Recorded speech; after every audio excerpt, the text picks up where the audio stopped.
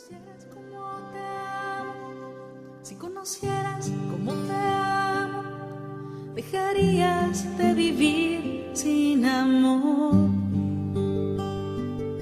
Si conocieras cómo te amo, si conocieras cómo te amo, dejarías de mendigar cualquier amor. Si conocieras cómo te amo, cómo te amo. Queridos amigos, un gusto encontrarnos una vez más en nuestro diplomado Jesús desde los Evangelios. Hoy vamos a tocar dos temas que, si bien es cierto, no son de los Evangelios, son muy importantes, de todos modos, para comprender la persona y la misión de Jesucristo.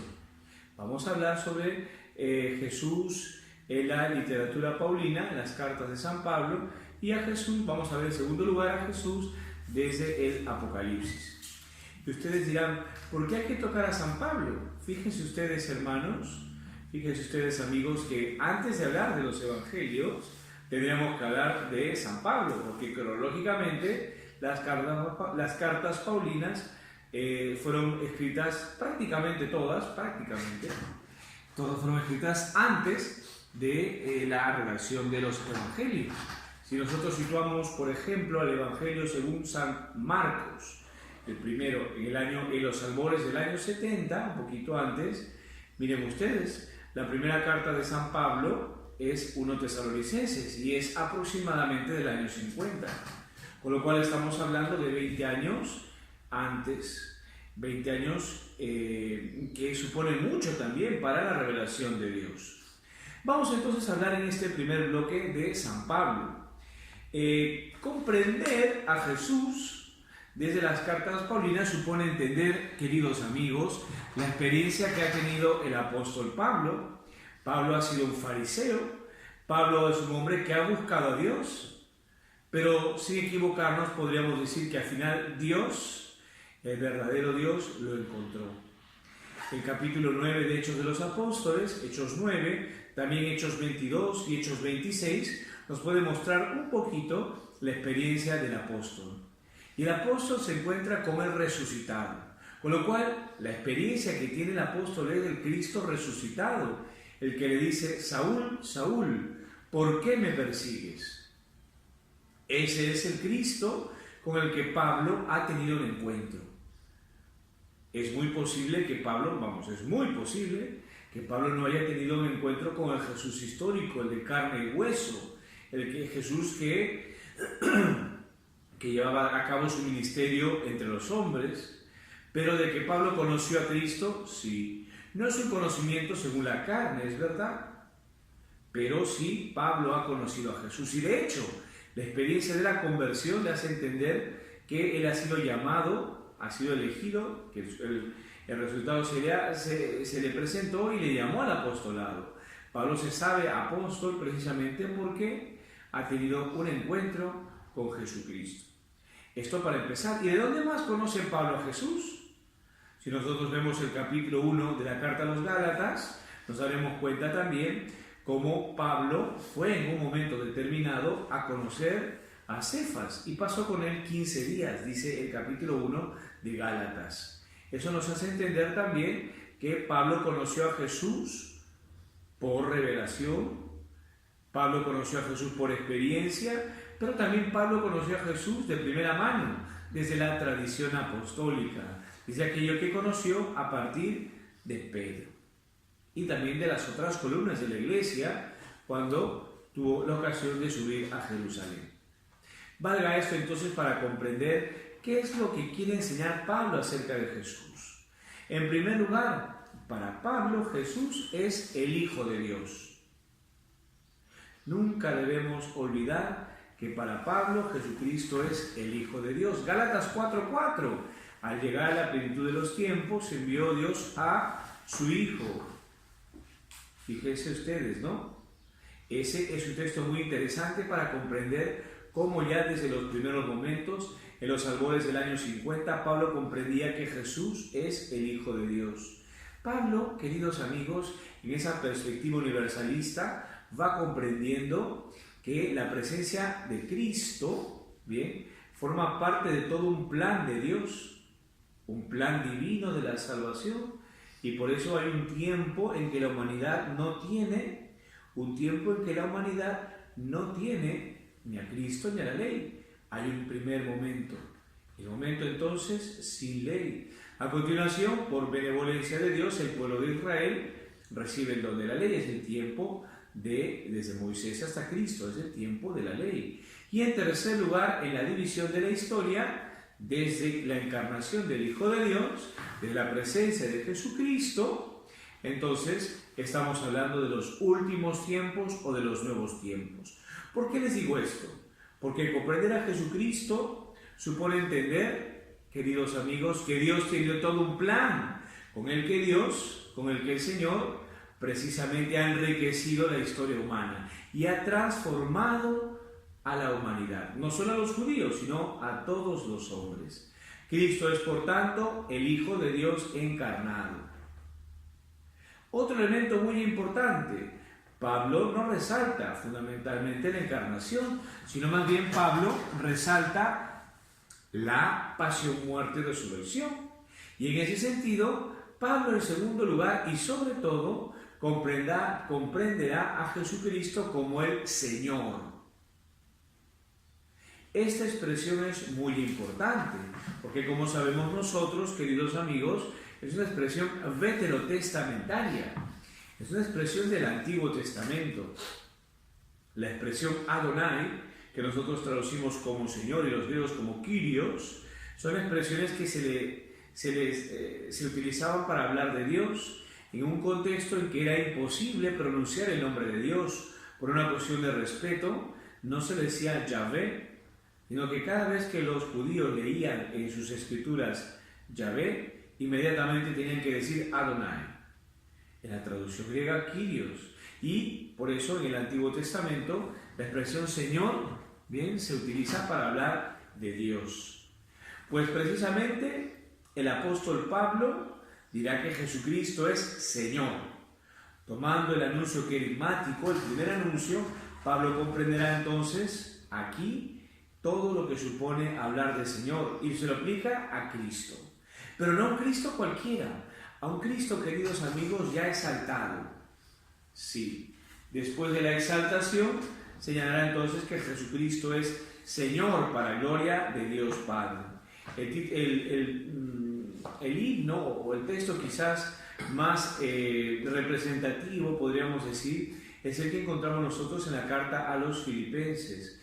El capítulo 2, 6 al 11 de la carta a los Filipenses nos hace tener presente quién supone Cristo.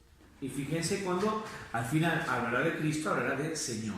Escuchemos el texto, dice así: Cristo, siendo de condición divina, no tuvo ávidamente el ser igual a Dios, fíjense, sino que se despojó a sí mismo tomando condición de siervo, haciéndose semejante a los hombres, Cristo encarnado. Y apareciendo en su porte como hombre, se humilló a sí mismo, obedeciendo hasta la muerte y una muerte de cruz. El Hijo que se encarna y que se humilla, en segundo lugar, hasta la muerte en cruz. Dice, por eso Dios le superexaltó y le otorgó el nombre que está sobre todo nombre, a la de la exaltación, ¿ve? Para que el nombre de Jesús toda rodilla se doble, en los cielos, en la tierra y debajo de la tierra, y toda lengua confiese que Cristo Jesús es Señor, para gloria de Dios Padre. Así que después de hablar de Cristo como Hijo de Dios, el apóstol contempla a Cristo resucitado como el Señor. Y cuando se habla del Señor, se habla del Dios y hombre. Pero ese Dios y hombre que ya subió a los cielos, como dice Filipenses 2, del 6 al 11. Comprender también a Cristo en San Pablo supone entender, aparte del Señor, supone entender que Cristo, en las cartas paulinas, también es el supremo. Hay una supremacía de Cristo sobre todo lo creado, sobre el cosmos. Y eso es lo que nos enseña la carta a los Colosenses. Aunque se dice, queridos amigos, que la carta de Colosenses tiene dudas acerca de su autenticidad, es decir, que parece que le escribió Pablo, pero también hay razones para decir que nos la escribió. Esta carta es canónica igual, y esta carta nos señala la supremacía de Cristo, Señor, sobre el cosmos. Todo fue creado por Él y para Él, dice el texto. Él es anterior a todo y todo se mantiene en Él. Cristo el primero en el orden de lo engendrado, Cristo el primero después en el orden de lo redimido, Cristo cabeza, pleroma, plenitud de todo lo creado. Eso nos resalta Colosenses 1 del 15 al 20. Hay otro texto muy interesante que deberíamos también tener presente, que va muy de la mano con la carta a los Colosenses. Es la carta a los Efesios. La carta a los Efesios, como sabemos también, es una carta cuya autenticidad está en duda. Puede que sea de Pablo, como puede que de repente Pablo directamente no lo haya escrito. Lo que sí sabemos es que la carta a los Colosenses deja entrever también la enseñanza del apóstol. Y en ese sentido, en Colosenses también hay un himno muy interesante. El himno se encuentra en Efesios 1 del 3 al 14 y más bien habla de Cristo como riqueza, porque en Cristo los hombres hemos sido bendecidos. Cristo Señor, Cristo que recapitula, Cristo cabeza de todo lo creado, en el que nosotros hemos recibido la plenitud de bendiciones, porque hemos sido elegidos, porque hemos sido redimidos y porque participamos por Él del misterio de Dios. En virtud de todo eso, Cristo, dirá Efesios 1:10, es la cabeza. Todo será recapitulado en Él. Fíjense entonces que es Señor también del universo, en el orden de lo creado y en el orden también, hermanos, de lo redimido. Cristo, Hijo de Dios, Cristo, Señor. Tengámoslo presente desde la carta a los Efesios. La carta a los Efesios nos hace recordar otra cuestión muy interesante respecto de Cristo. Ya es un aspecto más particular. Bien, para continuar con Efesios. El capítulo 5, 22, 6 al 9 nos habla de la moral familiar. Y al hablarnos de la moral familiar, el apóstol nos dice que Cristo es el esposo de la iglesia. Cristo como esposo. El Señor, que es esposo, al igual que Dios, es el esposo en el Antiguo Testamento. Otra forma, fíjense ustedes, de hablar de Cristo esposo, Cristo Señor en este caso. Cristo Hijo de Dios, Cristo Señor. Y Cristo también es enfocado de modo particular, bien, en cuanto a su misión, ¿sí? El apóstol, más que hablar de Cristo como tal, quiere hablar, hay que decirlo, de su misión. Es que los primeros momentos de la vida, de la historia de la Iglesia, lo que resaltaba es sobre todo hablar de la misión de Cristo en favor de los hombres. Por eso, cuando el apóstol quiere abordar la obra de Dios en Cristo para los hombres, siempre tendrá como punto de partida la pasión y muerte de Jesús. En ese sentido, fíjense, queridos hermanos, que el apóstol utilizará diferentes, hasta 10 expresiones para hablar de la obra de Cristo en favor de los hombres. Hablar de justificación, santificación, nueva creación, metamorfosis, libertad, redención y otros 4 más. Fíjense entonces la riqueza de Pablo. Todo esto, como señalábamos, tiene un punto de partida, la experiencia de Pablo. Y después, no solo la experiencia, sino también aquello que era recibido de la tradición apostólica.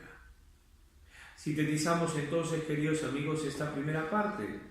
¿Qué señala San Pablo de Cristo? Estamos hablando de la persona del Hijo, que se ha encarnado, pero que sobre todo se ha encarnado en orden a salvar a los hombres. Cristo, entonces, Hijo de Dios.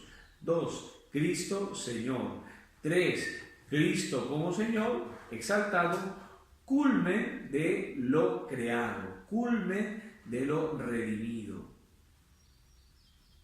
Fíjense entonces esos detalles para nuestra exposición de Jesús desde los Evangelios.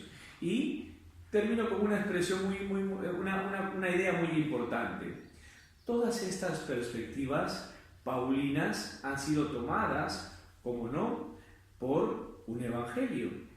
Es de verdad que le ha dado una particularidad muy especial, pero Lucas ha sido precisamente el apóstol, Lucas ha sido el autor del evangelio que ha seguido al apóstol Pablo. Comprenderán entonces que esta perspectiva omnipotente, grandiosa de Cristo en la historia es la que Lucas tiene presente también al hacer su evangelio. Lucas hablará del Señor misericordioso, pero Lucas tendrá presente ante todo que Cristo es Señor. Tengamos en cuenta esos detalles entonces. Vamos, queridos amigos, al segundo bloque de nuestra exposición. Y decíamos al inicio que hablar de San Pablo supone hablar de los inicios de la predicación cristiana. Ahora más bien nos vamos al final de la predicación cristiana. Después de San Pablo, nosotros cronológicamente vemos a los evangelios, Marcos, Mateo, Lucas, y después en el año 90 hablamos del cuarto evangelio. Con lo cual, en el año 90, en que se escribe el cuarto evangelio, ya tenemos una idea bastante profunda de Jesucristo.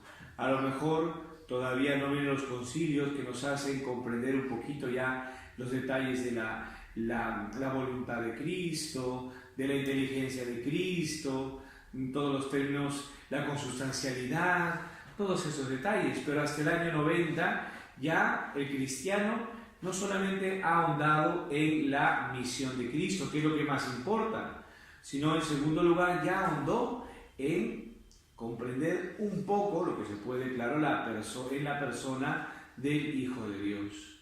Por eso podríamos decir que en cierto sentido la literatura referida al apóstol Juan es ya la culminante de la revelación. Lo que harán los cristianos, vale decir, los padres de la Iglesia, a continuación será explicitar algunos aspectos de los evangelios. Y a propósito de la literatura atribuida a Juan, vamos a hablar en esta segunda parte de la perspectiva de Jesús, es decir, la presencia de Jesús ya no en San Pablo, sino en el Apocalipsis. Habrá que decir, queridos amigos, algunos detalles importantes. Por ejemplo, tendremos que decir que el Apocalipsis está escrito más o menos en la segunda parte de la década del 90, por lo cual hablamos del 95-96 en un contexto de persecución.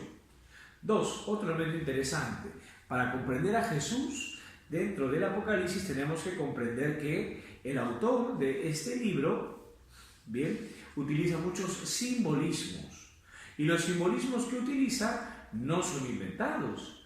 Los simbolismos que utiliza el autor vienen del Antiguo Testamento, de las Escrituras de Israel, para nosotros Antiguo Testamento.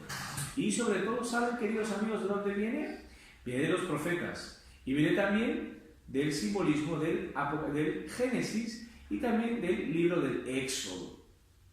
Y padre, ¿y dónde hay esas cosas? Queridos amigos, muchísimas. Por ejemplo, Éxodo 19, por poner un detalle, para que nos demos cuenta algunos pequeños elementos dentro del libro del Apocalipsis. Hay simbolismos también, queridos amigos, de diferente tipo, simbolismos cósmicos, simbolismos numéricos, simbolismos cromáticos, colores, simbolismos teleomórficos, los animales. Todos esos detalles tienen mucho que ver en la presentación de Jesucristo en el Apocalipsis. Y hay dos imágenes, sobre todo, queridos amigos, que se utilizan en el Apocalipsis para hablar de Jesús. En la liturgia, el Apocalipsis nos habla de un contexto litúrgico. Quien realmente es el protagonista es un ser que conocemos ya nosotros desde Daniel, de modo especial desde Daniel. Estamos hablando del Hijo del Hombre. Por tanto, la primera imagen de Jesús es la imagen del Hijo del Hombre, del Mesías, Hijo del Hombre. Si el Hijo del Hombre en Daniel es un ser casi divino, que viene desde las nubes para volver a Jerusalén, a Israel, a la paz y a poner encima de todas las naciones, viene de modo glorioso, ese es Cristo exaltado. Cristo, presentado en el Apocalipsis, es entonces el Cristo exaltado, que es el que cumple la perspectiva del Hijo del Hombre. Pero no solamente Hijo del Hombre, sino también Hijo del Hombre y Mesías, porque precisamente va a aparecer ya exaltado con su humanidad y su divinidad. Hay un texto muy bonito que se encuentra prácticamente, queridos amigos, al inicio. Fíjense, estamos hablando del capítulo 1. En esas visiones que tuvo Juan, dice así el texto. Me volví a ver qué voz era, versículo 12, 1:12. Me volví a ver qué voz era la que me hablaba, y al volverme vi 7 candeleros de oro, y en medio de los candeleros como un hijo de hombre, vestido de una túnica talar, ceñido al talle con un ceñidor de oro, su cabeza y sus cabellos eran blancos, miren los simbolismos. El blanco es eternidad, como la lana blanca, como la nieve, sus ojos como llama de fuego, porque lo sabe todo, es omnisciente. Sus pies, dice el texto, parecían de metal precioso, acrisolado la fortaleza, el poder, su voz como voz de grandes aguas. Es el Cristo exaltado, omnipotente, el Cristo omnisciente, el Cristo eterno. Ese es el Cristo que nos muestra a fin de cuentas el Apocalipsis. Es el Hijo del Hombre. El Apocalipsis nos está diciendo que Jesucristo es el Hijo del Hombre que estaba ya anunciado en el libro de Daniel. Y miren más todavía. Tenía en su mano derecha 7 estrellas. Las estrellas, queridos amigos, las estrellas y los candelabros son símbolos de las comunidades del tiempo. Y si tiene en su mano las 7, dice aquí, si tiene en su mano 7 estrellas o después se pasea de los 7 candelabros, está diciendo que Jesucristo exaltado, Hijo del Hombre, tiene poder sobre todas las iglesias a las cuales las tiene en su mano. Es decir, le pertenece y las protege. Fíjense ustedes un detalle muy interesante que va a dominar prácticamente todo el texto del Apocalipsis. Primera imagen, la imagen del Hijo del Hombre. Estamos hablando, fíjense ustedes, del Hijo exaltado. Es decir, estamos viendo al Dios exaltado. Primera imagen. La segunda imagen, queridos amigos, y la segunda imagen que nosotros podemos ver como punto importante dentro del libro del Apocalipsis se encuentra ya en los capítulos referidos a las visiones proféticas, capítulo 4 y capítulo 5. En el capítulo 4 del Apocalipsis encontraremos entonces cómo se presenta al Dios omnipotente, del cual salen relámpagos, de cuyo trono salen los relámpagos, fragor y truenos, las 7 antorchas, un simbolismo para hablar de la liturgia, de cómo los ancianos, por ejemplo, y todos los seres van a adorar al único Dios. Capítulo 4. El capítulo 5 nos presenta más bien a la otra imagen, a la del Cordero degollado. Segunda imagen importante, porque dice el vidente que vio también en la mano derecha del que está sentado en el trono, del Dios omnipotente, vio un libro escrito por el anverso y el reverso, sellado con 7 sellos. El libro contiene los destinos de la humanidad, nos hace descifrar la historia y los destinos de la humanidad, y nadie lo puede abrir, dice el texto. El vidente señala lo siguiente en Apocalipsis 5:4. Yo lloraba mucho porque no se había encontrado a nadie digno de abrir el libro ni de leerlo. Y uno de los ancianos dice, no llores, ha triunfado el león de la tribu de Judá. Él podrá abrir el libro y sus 7 sellos. Y a continuación, dice el texto en Apocalipsis 5:6. Entonces vi de pie en medio del trono y de los 4 vivientes y de los ancianos un cordero como degollado. Muy interesante, queridos amigos, esta figura del cordero degollado. Bien, el cordero se hablará de Cristo como cordero unas 30 veces en el Apocalipsis. un cordero que ha sido inmolado para la salvación de los hombres, un cordero que tiene algunos detalles muy interesantes. Primero está degollado, señal de suplicio, señal de sufrimiento. Supone hablar del Señor muerto, supone hablar de la cruz, pero no solamente como cordero degollado, está de pie. Fíjese este cordero, con lo cual no es que está vencido, sino que ha triunfado. Muy interesante. Y por otro lado también, fíjense, dice después que el cordero tenía 7 cuernos y 7 ojos, que son los 7 espíritus de Dios. 7 cuernos, otro simbolismo de los animales, un simbolismo que nos hace recordar el poder.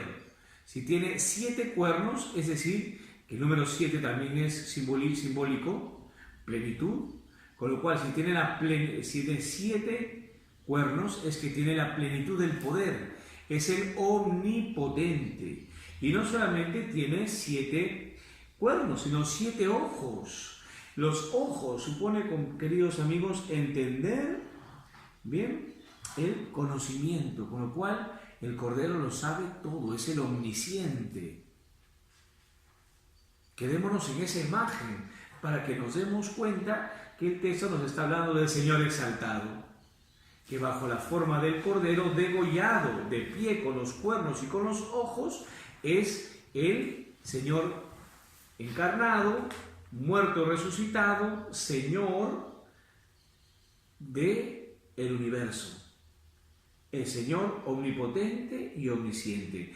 Él es el que va a interpretar la historia de la humanidad. Por eso Él es el que va a abrir los 7 sellos. El único que puede descifrar, porque es Dios, puede descifrar los destinos del hombre. Hasta aquí, queridos amigos, fíjense que estamos hablando de imágenes muy elevadas de Jesucristo.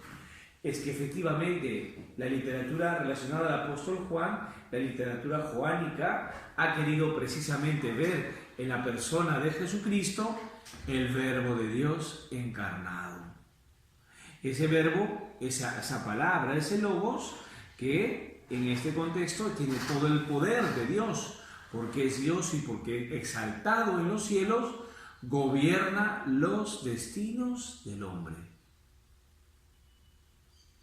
Con esto no estamos señalando, con esto no estamos diciendo, queridos amigos, que nos esté señalando a la persona de Jesucristo solamente como Dios. No, también se está hablando de su ser hombre, de su naturaleza humana. ¿Y en qué radica la naturaleza humana de Jesucristo aquí? En el hecho de que esté degollado. Esas señales de sangre, de sufrimiento, suponen hablar de la muerte. Con lo cual, el Apocalipsis contempla al Dios y hombre que está reinando, al cual se le alaba como a Dios, el que es capaz de sentarse en el trono, el que es capaz, con el poder, con la omnipotencia y la omnisciencia, capaz de destruir los poderes del diablo. Ese es el Jesucristo que nos presenta el Apocalipsis. Añadamos otros detalles más que también nos podrían servir. El libro del Apocalipsis también nos da títulos mesiánicos a Jesucristo, porque también lo contempla evidentemente como el Mesías. Aquí dice, miren, no llores. Apocalipsis 5:5. Ha triunfado el león de la tribu de Judá. Ese es un título mesiánico de Jesús, que está en los libros del Antiguo Testamento.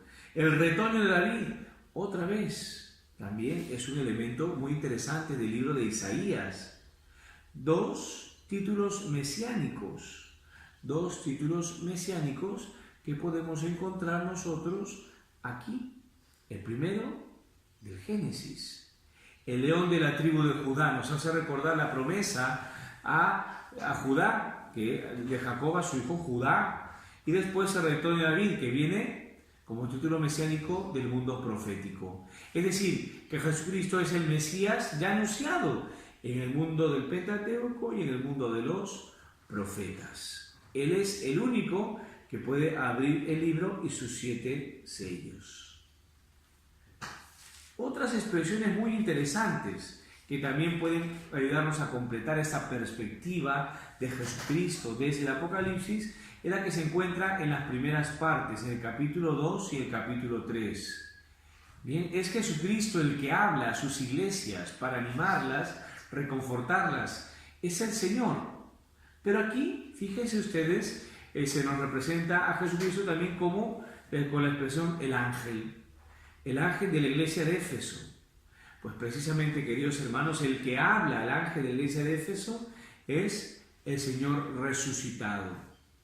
Y por eso, siempre, en cada carta a la cual se dirige, bien, el texto, el Señor siempre le pone algunos títulos.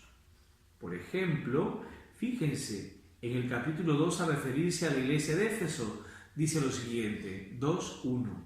Al ángel de la iglesia de Éfeso escríbele. Esto dice, y aquí viene el título, el que tiene las 7 estrellas en su mano derecha, el que camina entre los 7 candeleros de oro. Es el dueño de las iglesias, ya le dijimos hace un momentito. El que camina, el que es providente con ellas, el que, dice aquí, camina entre los candeleros de oro. Para que nos demos cuenta de un título de Jesucristo. La iglesia de Esmirna dice, por ejemplo, Apocalipsis 2:8. Esto dice el primero y el último, el que estuvo muerto y revivió. Otros títulos mesiánicos que se le da a Jesucristo. A la iglesia de Pérgamo, Apocalipsis 2:12. Esto dice el que tiene la espada aguda de 2 filos. Otro título. Iglesia de Tiatira, Apocalipsis 2:18. Esto dice el Hijo de Dios, miren, ¿ve? Cuyos ojos son como llama de fuego, porque lo sabe todo, y cuyos pies parecen de metal precioso, porque tiene todo el poder. Simbolismos también de Daniel. Si vamos un poquito más allá, Apocalipsis 3, otro título, miren ustedes. Esto dice el que tiene los 7 espíritus de Dios y las 7 estrellas. Otro título mesiánico. Filadelfia, Apocalipsis 2, versículo 7. Esto dice el santo, el veraz, el que tiene la llave de David. Fíjense que todo lo que nosotros encontramos en estas cartas del Apocalipsis, en el capítulo 2 y capítulo 7, cartas a las iglesias joánicas, están antecedidas de títulos mesiánicos. Con lo cual se comprenderá que Jesús es el Mesías. Termino, queridos amigos, esta exposición breve para que nos percatemos a fin de cuentas de que el Apocalipsis nos está mostrando a un Señor exaltado que dirige los destinos de la humanidad, pero que también sabe caminar con su iglesia, el que sabe ser providente. Por eso camina, por ejemplo, en medio de los candeleros. Un hijo que se sobrepone incluso a todo orden, porque es omnipotente, es omnisciente, y por tanto sabe, en beneficio de los hombres, destruir al poder del diablo. Un gusto estar con ustedes, queridos amigos. Que Dios les siga bendiciendo.